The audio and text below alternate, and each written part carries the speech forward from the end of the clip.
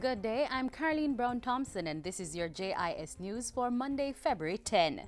Government will be spending approximately $2.4 billion on social programs to benefit sugar-dependent communities over the next 3 years.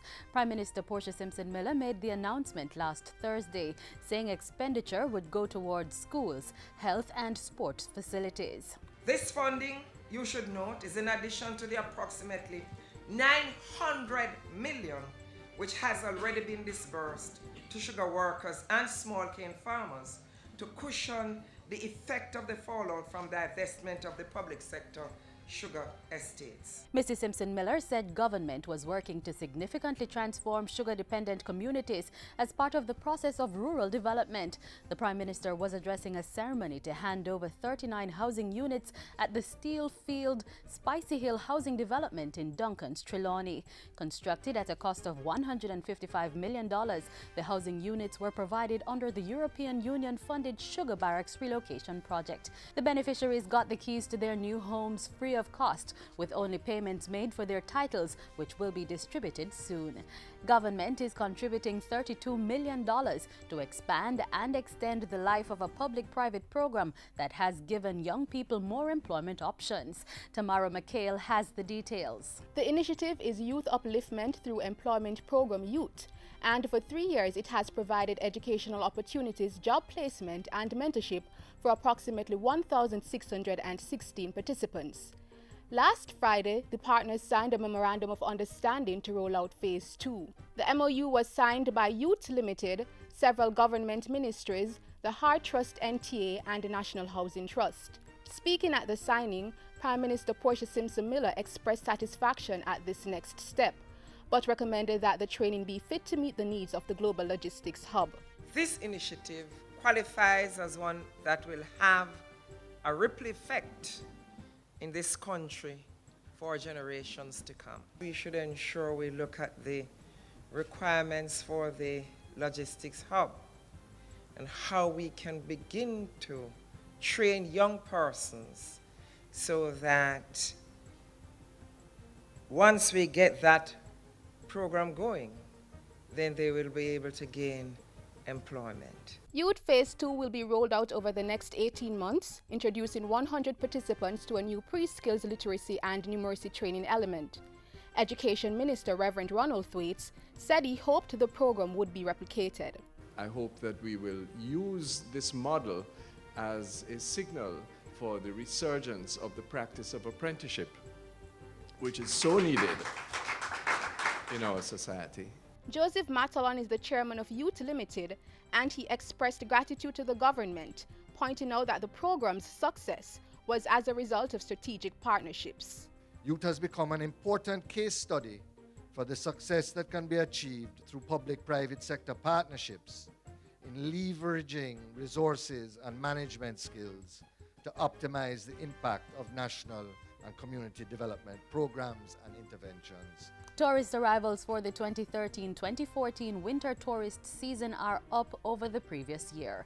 Portfolio Minister Dr. Wickham McNeil says the winter season, now in its second month, is showing preliminary figures of a 4.7% increase. He says the number could have been better if weather conditions in the United States had not affected flights coming to Jamaica. We have been having some challenges. A number of flights were cancelled.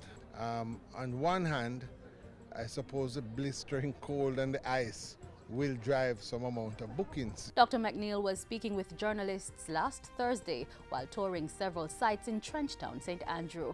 It was part of activities to mark the 69th birthday of reggae icon Bob Marley. Government has signed a $51 million contract with AlphaSure Structures and Roofing to renovate and equip the Nannyville Health Center in St. Andrew. The move is in keeping with the government's agenda to enhance the primary health care system to provide greater access to residents in various communities. The National Health Fund is financing the $51 million project. To cover the cost for termite treatment, demolishing and installation of new partitions and windows, construction of offices and consulting rooms, extensive roof repairs, refurbishing of sanitary conveniences, electrical rewiring, plumbing, and painting. The project should be completed by July of this year. Member of Parliament for South East St. Andrew Julian Robinson and Health Minister Dr. Fenton Ferguson urged residents to take care of the health centre when it's completed. Take ownership of it and ensure that if you see anybody from inside or outside doing anything that will impact on the goodwill of the centre, you must take charge. Water Minister Robert Pickersgill says a number of steps have been taken to address the effects of the dry spell already affecting some parishes. We are pursuing a number of measures in order to alleviate the drought conditions, which include the rehabilitation of 26 well sources, and you heard that from Archie, pumping stations and reservoirs in Kingston and St. Andrew at a cost of 1.7 billion Jamaican dollars. Work is currently underway with completion set for September 2040, September of this year. He says Rural Water Supply Limited is managing and implementing the tank and pump rehabilitation project, under which 288 potable water storage tanks are being refurbished and recommissioned. Education Minister Reverend Ronald Thwaites has challenged regional tertiary institutions to review the primary and secondary school systems. The review would ensure that necessary research is done to prepare students for higher education. While more and more students are matriculating, very often, despite acceptable results, the competencies necessary for university education are not assured.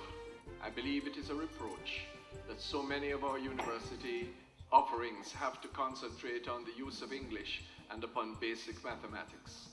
Those ought to be assured when someone is admitted to a university. A university is a place of higher studies, not of remedial education. Minister Thwaites was addressing the Caribbean Regional Forum on Higher Education Delegates Banquet in St. James recently. At the function, the University of Technology awarded the Chancellor's Medal to national athlete Shelley-Ann Fraser-Price. Still on education, the Portfolio Minister has lauded the Jamaica Stock Exchange, JSE, for its innovative educational initiative, eCampus. The JSE's eCampus is a web-based learning system focused on courses related to the financial sector. It has already reached more than 200 persons from the financial services sector in Jamaica and the wider Caribbean. Minister Thwaites recently endorsed the initiative, saying it could be used to fit the needs of the global logistics hub. The advent of the International Logistics Hub in Jamaica provides an opportunity for the JSE, through your eCampus, to help to retrain financial and accounting professionals in the demands or requirements of the maritime sector and the broad range of what is encompassed by logistics. He also called on the JSE to partner with the ministry in developing programs on savings and investments for students. The JSE eCampus is registered with the University Council of Jamaica and is certified internationally by the Continuing Professional Development Certification Service in the United Kingdom. And finally, the Jamaica Business Development Corporation, JBDC, is helping 5 local fashion designers to take their work to the international stage. The 5 emerging designers, Dexter Huxtable, Claire Requa, Ayana Dixon, Simone Nielsen, and Abina Gonzalez will exhibit their collections at the International Fashion Showcase IFS 2014 in London. Organized by the British Council and the British Fashion Council, the showcase is scheduled for February 12 to 18 during London Fashion Week. The designers will participate in a rigorous schedule of workshops and capacity building sessions.